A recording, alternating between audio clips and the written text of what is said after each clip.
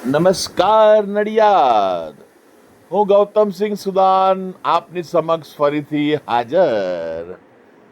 આપ આજે દ્રશ્ય જોઈ રહ્યા છો તે ચાલી રહ્યો છે ટ્રેનિંગ પ્રોગ્રામ સ્ટ્રીટ વેન્ડરો માટેનો, કે જે સ્ટ્રીટ વેન્ડરોએ પાળવાના જે નિયમો હોય છે તે નિયમો બાબતે.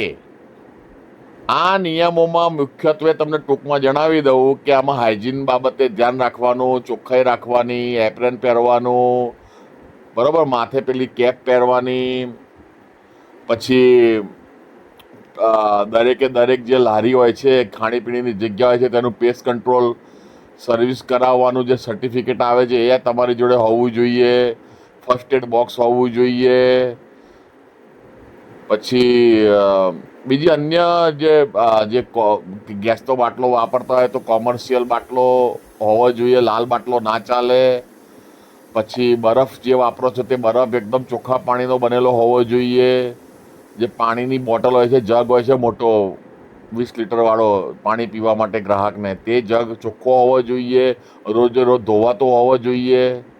એટલે આવી બધી બાબતોને ધ્યાનમાં લઈને આખું એક હાઇજીન બાબતનો, સ્ટ્રીટ વેન્ડર બાબતનો, ફૂડ સેફટી જે વિભાગના જે એક બેન છે જે વડોદરાથી આવેલ છે, તેમણે આ પ્રોગ્રામ કરેલો છે. અહીંયા મહાનગરપાલિકા નડિયાદના સહયોગથી મહાનગરપાલિકા નડિયાદે આખી વ્યવસ્થાનું સંચાલન કર્યું છે.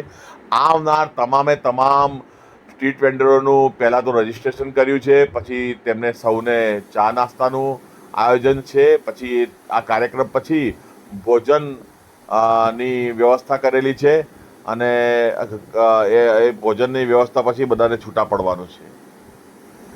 અને એ બાબતનો આખો કાર્યક્રમ અહીંયા ચાલી રહ્યો છે અત્યારે હાલમાં, અત્યારે આ સમયે પણ.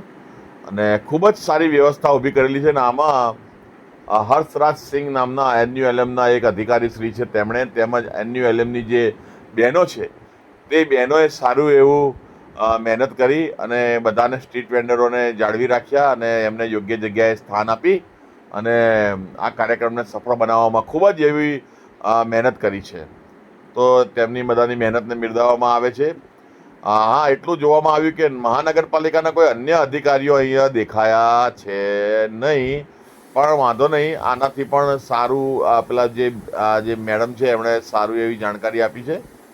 અને મહાનગરપાલિકાનો સ્ટાફ NULMનો તો ત્યાં ઉપલબ્ધ જ છે.